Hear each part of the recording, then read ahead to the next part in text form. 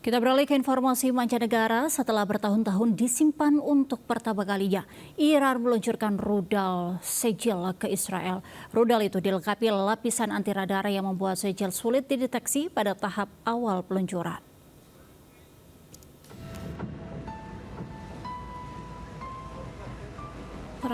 Korps Garda Revolusi Iran mengumumkan peluncuran rudal Sejil ke Israel pada Rabu malam. Ini adalah pertama kalinya Iran memakai rudal Sejil untuk melawan Israel sebagai bagian dari operasi True Promise 3. Nama Sejil memiliki arti batu yang berasal dari tanah yang terbakar. Korps Garda Revolusi Iran menyebut peluncuran ini sebagai awal dari pembukaan gerbang neraka untuk rezim Zionis. Sejil dianggap sebagai salah satu rudal paling canggih yang mampu membawa hulu ledak konvensional atau nuklir. Rudal ini tak hanya menjadi ancaman strategis bagi Israel, tetapi juga di kawasan Timur Tengah dan Eropa Tenggara. Dengan daya jelajah antara 2.000 hingga 2.500 km, Sejil mampu mencapai target dengan kecepatan Mach 12 hingga 14 saat kembali ke atmosfer dan Mach 5 saat menghantam target. Versi Sejil 2 bahkan dilengkapi dengan lapisan anti radar dan eskalasi tinggi hingga membuat rudal ini sulit dideteksi pada tahap awal peluncuran oleh sistem pertahanan rudal modern. Rudal ini pertama kali diuji coba pada tahun 2008 dan mengalami kemajuan signifikan pada versi Sejil 2 tahun 2009. Setelah 2012, pengujinya sangat jarang memunculkan spekulasi soal biaya produksi dan jumlahnya yang terbatas. Namun setelah disimpan selama bertahun-tahun, akhirnya untuk pertama kalinya Iran meluncurkan rudal Sejil ke Israel. Rusia melancarkan serangan dengan mengerahkan drone dan rudal ke di pusat kota Kiev, Ukraina. Serangan mengakibatkan 16 orang tewas, 151 orang lainnya terluka. Beginilah detik-detik saat rudal militer Rusia menghantam kota Kiev. Warga mencari perlindungan ke tempat aman. Sesaat setelah ledakan, warga baru kembali berhamburan keluar. Serangan tersebut diklaim Presiden Ukraina Volodymyr Zelensky sebagai serangan brutal karena menargetkan ke wilayah sipil saat siang hari. Diketahui Rusia telah mengirimkan 440 drone dan menembakkan 32 rudal sehingga banyak bangunan dan permukiman yang hancur. Militer Ukraina berupaya melakukan serangan balasan dengan mengerahkan pasukan nirawak berpeluru ke wilayah Moskow, Rusia.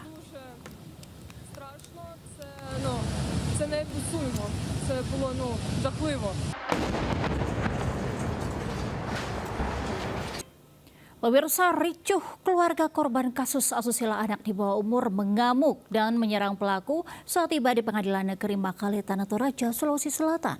Jaksa dan polisi kewalahan menahan amukan keluarga korban.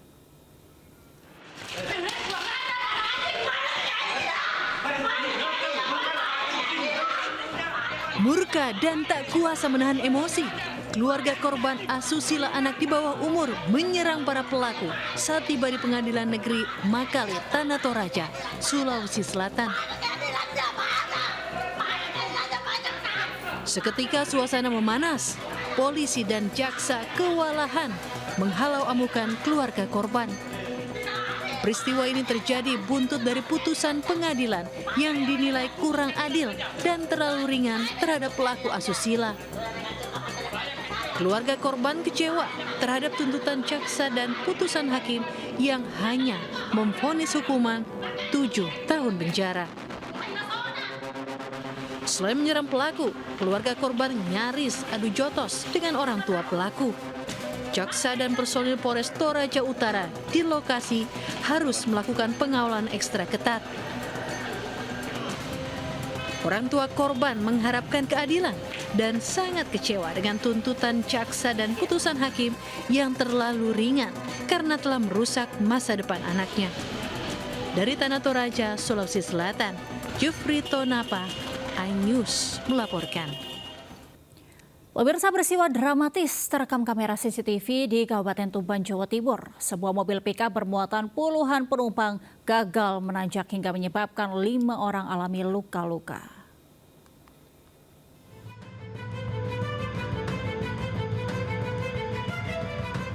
Sebuah mobil pick-up yang mengangkut lebih dari 20 penumpang gagal menanjak di Jalan Desa Sumberjo, Kecamatan Rengel, Kabupaten Tuban, Jawa Timur. Mobil tiba-tiba kehilangan tenaga, mundur tak terkendali dan baru berhenti setelah menabrak gundukan batu di pinggir jalan. Akibat kerasnya benturan, seluruh penumpang yang duduk di bak belakang terpental dan jatuh ke aspal, 5 diantaranya terluka. Seluruh korban merupakan warga Kecamatan Soko, Kabupaten Tuban yang hendak menghadiri pernikahan. Dugaan sementara pengemudi tidak menguasai medan jalan serta kurang hati-hati saat berkendara di jalur tanjakan. Pengemudi ini kurang memperhatikan kendaraannya dengan kecepatan tinggi, akhirnya pada saat tengah-tengah tanjakan tersebut kendaraan tidak kuat dan akhirnya mundur. Setelah mundur menabrak di belakang itu gundukan tanah, akhirnya penumpang yang ada di Kaltepak L300 tersebut terlempar jatuh dari kendaraan. Satlantas Polres Tuban telah mengamankan barang bukti berupa kendaraan pick-up STNK dan SIM A milik pengemudi. Polisi masih menyelidiki adanya unsur kelalaian dalam insiden ini. Dari Tuban, Jawa Timur, Pipit Wibawanto melaporkan. 2 sepeda motor warga digondol kawanan maling Jalan Haji Sidik, Kebonjeruk, Jakarta Barat. Para pencuri leluasa beraksi setelah merusak gembok portal.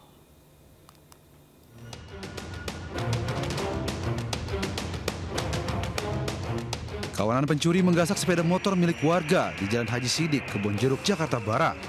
Mereka membongkar gembok portal untuk menggasak 2 sepeda motor yang terparkir di halaman rumah.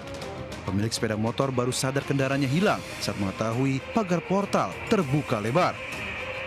Sadar di sini motor udah nggak ada, ternyata gembok pagar ini sudah kebuka. Sudah kebuka, Pak? Akhirnya saya keluar nyalain motor satunya, kejar, udah nggak ada. Kasus pencurian 2 sepeda motor ini telah dilaporkan ke Polsek Kebonjeruk. Hingga kini, kawanan pelaku masih dalam pengejaran. Dari Jakarta, Miftahul Gani melaporkan. Pemirsa, 3 remaja pengendara sepeda motor dianiaya 2 pria di Jalan Kubis, Kebayoran Baru, Jakarta Selatan. Peristiwa tersebut terekam kamera pengawas.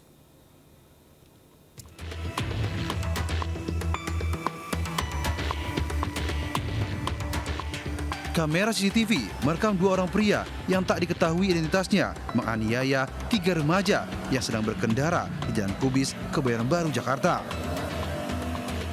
Sebelum penganiayaan, sepeda motor korban sempat menabrak rumah warga hingga terjatuh.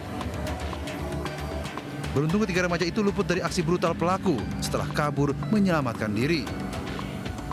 Laporan polisi belum kita terima ya, masih tetap kita telusuri.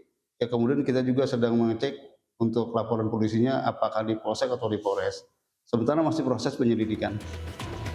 Polisi belum menerima laporan resmi dari pihak korban terkait peristiwa ini. Polisi pun menghimbau warga tetap waspada dengan aksi kejahatan dan tak segan melapor bila menjadi korban. Dari Jakarta, Helmi Sajangbati melaporkan.